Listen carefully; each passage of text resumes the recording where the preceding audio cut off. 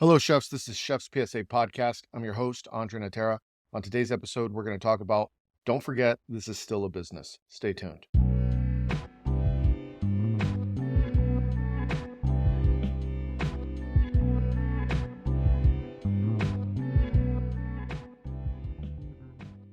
Before we get started, brief update. If you want to support the show, if you're watching on YouTube, make sure you hit the subscribe button, hit the like button. If you're listening on Spotify, make sure you subscribe, you leave 5 stars, nothing less than 5 stars. Why would you leave anything less than 5 stars? It's a 5-star podcast. So make sure if you haven't left your 5 stars, do that now. If you like what I do and you want to support, the best thing you could do, because I understand it's not a something for nothing. So I write books, I create podcasts for you. So go to chefspsa.com. You can get all the books there. There's some that are free and there's some that are not free. Culinary Leadership Fundamentals, Kitchen Art of War, Bad Sue, Good Chef, Line Cook Survival Manual are all available on audio, paperback, and ebook, as well as English, Spanish, and Italian. And then I have several free ebooks that you could get, including the 50 Most Important Chef's PSAs, which is my newest release. It's also available as an audiobook download. You can find all of that on chefspsa.com. Plus, there's merch. You get this exclusive Chef's PSA podcast t-shirt. You can get this Happy Chef hat. Wait, this is a Jose hat. Shout out to Jose Restaurant in Dallas, Texas, and Anastasia Chef AQ. Shout out to you. Sorry.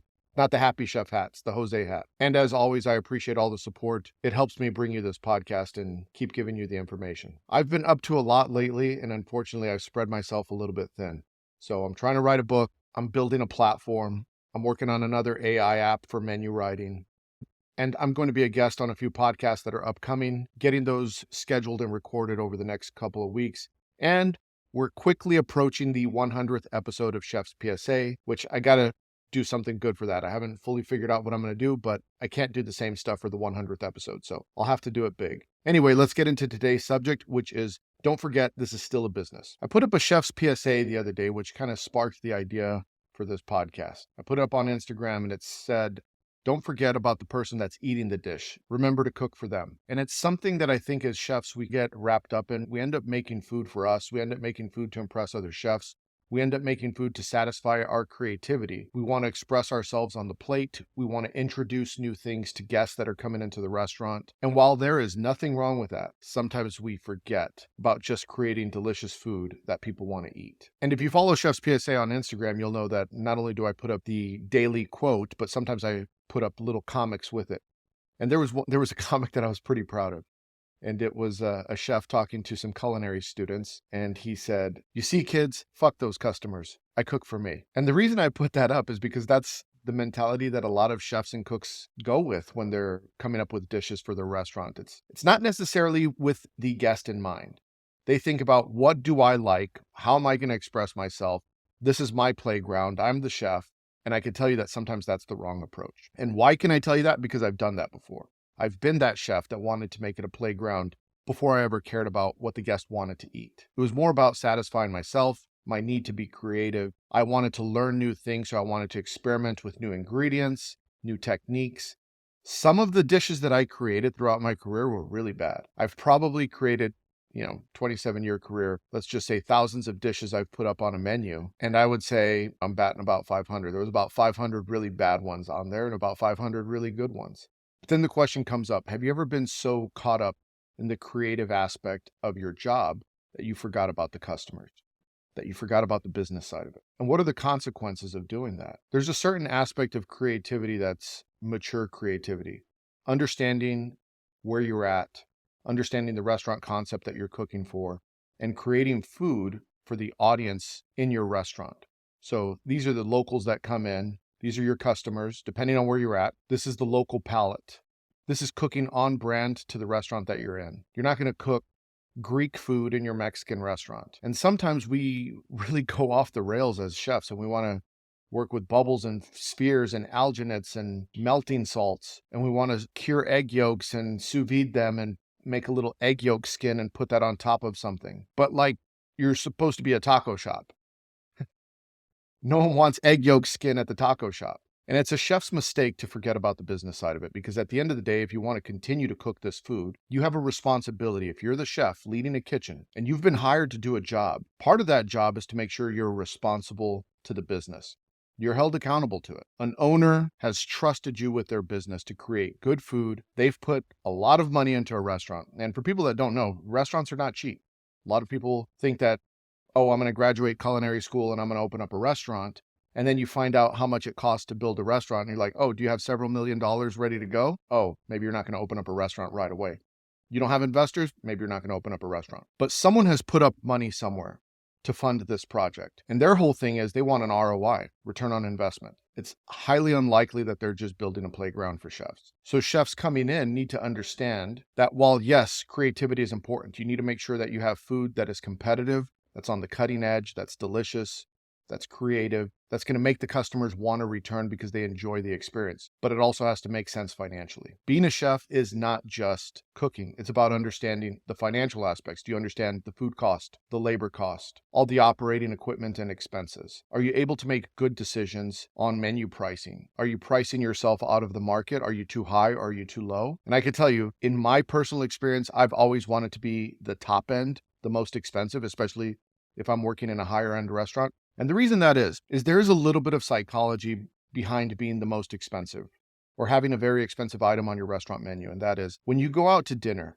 and you want to do the flex, you're flexing how much money you have, and you look at the menu and you want to impress the table, you never say, give me the second most expensive wine on the list. Give me the fourth most expensive steak option. No, you want to flex, you're going to say, get me your most expensive wine, which might not even be that good. Give me the most expensive champagne. Give me the most expensive protein on the menu. I want to flex. And so if you're being good steward of the business, you want to give them an opportunity to flex and take their money. So have expensive items on the menu. There's that expression that a fool and their money are soon parted. Don't prevent a fool from parting from their money, especially in your business. Also, if you're running a restaurant, you need to have cost mitigation strategies. So what if food cost is too high? What if labor cost is too high? How do you prevent the ship from sinking? Again, you're the steward of the business. You're held accountable to make sure that the business is running well. And you need to have strategies to save costs. And you need to be able to implement them. And it's difficult. I'm not going to sit here and say it's easy because it is difficult when you solely focus on the cutting cost side. Because the other side to the equation is the revenue generation side.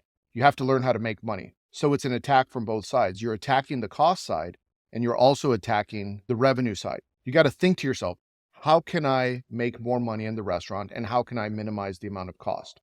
Whether that's overtime, whether that's food cost, making sure employees are taking breaks, putting locks on the cooler, making sure you're not giving things away for free. And this is something I talk about is often people will just give stuff away for free for no reason. So a server, for example, is like, hey, they want avocado on their burger and they don't charge anything, or we're going to give them an extra piece of bacon and it's free. It's like, well, you wouldn't give someone $1 for no reason. If I came up to you and said, hey, can I get a burger and can you also give me $1? You'd say, no, that's crazy. But you give them that $1 with the free slice of bacon or the extra avocado that you charge nothing for. So make sure you're charging for everything. And there's subtle ways to do that as well. Maybe you're not going to charge them for the avocado, but if you're giving away free toppings on your burger, you might just raise the burger price knowing that you're doing that. So make sure you're accounting for everything financially.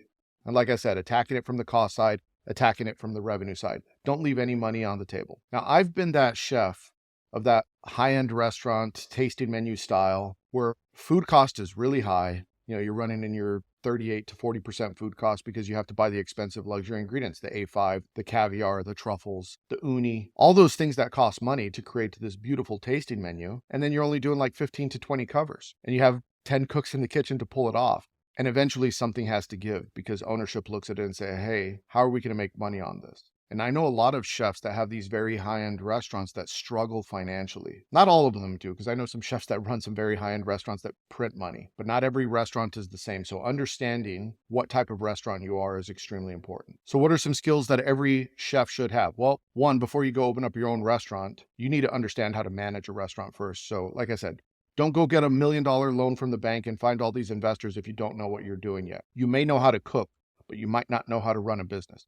And one executive chef that I used to mentor, fantastic cook, one of the best cooks that I've ever worked with. Anything this chef would touch would be beautiful and delicious, but struggled as a chef to understand the bigger picture. And I would always tell them the difference between the chef de cuisine and the executive chef is the chef de cuisine could run the kitchen beautifully and make sure it's pumping out beautiful food, but the executive chef can run the restaurant beautifully and make sure it's successful and makes money. I think if you're going to be a good executive chef and you want to bring business to your restaurant, you have to understand how to manage costs. You have to understand the marketing aspect, how to gain attention for your restaurant, get eyeballs on it, how to go viral on social media for something that you're doing. You think about all these restaurant sensations, like when the Cronut came out with Dominique Ansel and there was lines around the corner to get one of his cronuts, or those big milkshakes. I think it was Black Tap that was the first restaurant that came out with these super gaudy milkshakes that were over the top with like donuts on them and painting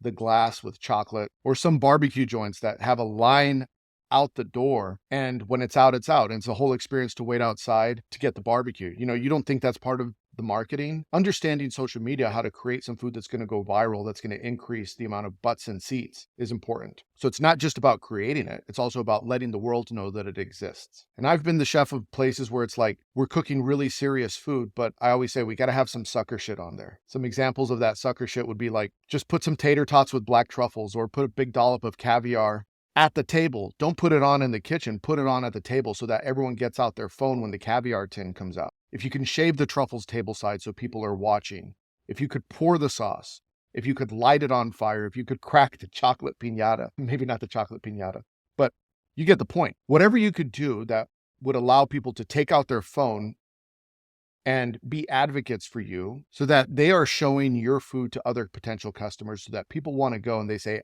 I want to crack the chocolate piñata, or I want that extra dollop of caviar, or I want that big gaudy ice cream sundae to come to my table where they're pouring the chocolate magic shell homemade at the table. That's what you want. So you have to understand the marketing aspect. And if you're paying attention to social media right now, you're seeing a lot of chefs are getting really good at marketing themselves in their restaurant. If you could think of Daubers, someone that I admire, he does a great job on social media. He's always cooking these dishes and explaining them, and he closes out with that, ooh la la. I think it's pretty good because you remember it. Every time you hear that, you think of Daubers, you see his food, you know his restaurant. And is it the best restaurant in the world? I don't know. I've never eaten there, but I'll tell you what, it's got my attention. And I'm sure it has the attention of many chefs also. And would you know about that restaurant had he not gone viral on social media and started showing his personality and cooking those dishes? I saw a video on Instagram recently where they were talking about the tiramisu drawer and how much business it brought to them simply by doing that one video. People line up now to get that tiramisu. So don't underplay how important marketing is for your restaurant and how much business it could generate. Don't forget it's still a business. On top of marketing, you need customer service. You need to make sure they have a great experience when they get there. You need to train your service team. The art of hospitality, which is a subject that I'm working on for a podcast right now. Make them feel welcome. Give them a space where they're going to enjoy the food. Make sure your servers are trained how to sell your food and tell that story. Food with a story tastes better. And you can get away with some mistakes if there's a story behind it. And as I always say, the reason for this podcast is to educate chefs and cooks. But there's other resources out there for leadership and management. I know there's a lot of free online courses. eCornell, I think Harvard offers free online courses. I offer a video course on culinary leadership fundamentals. There's podcasts out there. There's books. My book, Culinary Leadership Fundamentals, as well as many others. But don't just look at culinary resources. If you're the type of person that likes to read, look at business resources. Read business books. Read entrepreneurial books. Read leadership books. Understand management. Because although culinary is a part of it, your food alone can only get you so far. Managing the business is the other aspect. One of the little cartoons I put up the other day was a conversation between two people and said, what's more important, a good food cost or good food? And the person answered, a busy restaurant. Because as they say, sales forgives all sins. Food cost is important. Food quality is important. But if no one's showing up, neither of them matter. You want to make sure that you're generating sales. You're creating an environment where people want to go and you're able to take their money. When I was young in my career, I focused too much on plating and pretty food. And I had one dish that I created, and this was almost 20 years ago. It had 20 touch points or 30 touch points on it. And I remember my boss coming up to me and is like, why is there so much on this plate? Now, I was an insecure cook back then. So I wanted to showcase all my tricks on one plate. Like, well, I could do a sphere here and I could do some foam there and I could put a gel there. And it was just busy and messy. I don't even know if it tasted good. It looked really pretty though. But I would need 3 cooks just to pick it up. And there was like 10 recipes that went into the one dish. It was a complicated dish. It wasn't smart, but it fed my ego. The crazy thing is that as I started to sell it in the restaurant, people didn't like it. They said it was weird. There was too much going on. It didn't make sense. Now, at that time, was I devastated and think that everyone was an idiot and they didn't get it? Yes. But in retrospect, they weren't the idiots. It was me. I was trying too much Sometimes less is more on the plate. And in that particular chef job, I struggled because I was so focused on the quality of food that I let the management and the leadership and the business aspect suffer. I wanted to create great food by any means necessary. And while the food was good, I was constantly in the office having to explain why my food cost was up 5%, 10%, why my overtime was out of control, why I had so many unhappy cooks in the kitchen. And the reason is because I was creating dishes for me, for my ego, and not for the business. I had one of my mentors come into the kitchen one day and see some of the food that I was creating. And they said, why don't you do something simple like a green papaya salad with some shrimp? People love that. And I was like, too simple. But to placate this person, I put it on the menu. Guess what happened? None of my creative fancy dishes sold, but that green papaya salad with shrimp, #1 seller. Every single table got one. And I couldn't understand why. I was like, how do you want that boring papaya salad with like 4 things on it versus my creative 30 touch point dish?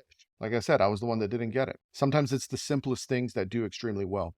As I reflect as a chef and I think about food that I crave now, I crave simple things like lobster bisque, a good onion soup, a good steak, a roasted chicken, some nice roasted vegetables, a good curry, a really nice bowl of ramen. I never crave any of this complex stuff that I used to make. I actually crave the simple things that I used to make. Now, that's me as a chef. Think about the customer who is not a chef. They just want something delicious. When it says Caesar salad on your menu, and they've had a Caesar salad everywhere in the world, and they're excited to try yours, then it comes out with crispy chipotles on it and cornbread and freeze-dried corn. They're like, what the fuck is this? I just wanted a Caesar salad. Again, think about your customer. You need to look at those business skills early on.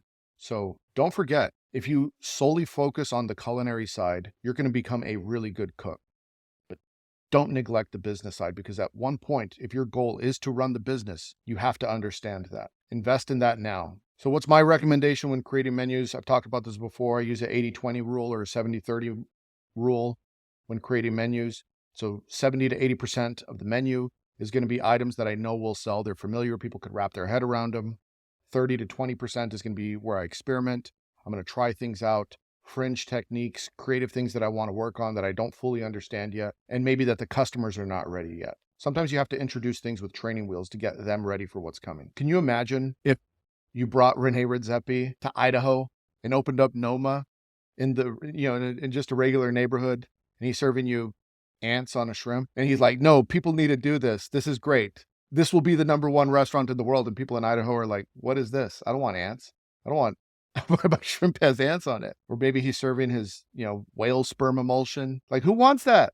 Is it delicious? Does Rene Redzepi know better? Maybe. But why would he serve that in the middle of nowhere in a neighborhood? No, you got to have time and place and location. So some of these cookbooks and some of these Instagram sites are dangerous. You're going to put a reindeer peanut salad on the menu because it's in his new book. And then no one's ever going to come back to your restaurant because it's a diner and they just wanted good eggs and hash browns. So anyway, creativity is sometimes a double-edged sword. Make sure you're taking care of the business first. Some subjects to deep dive into: understand food cost, understand how to control finances.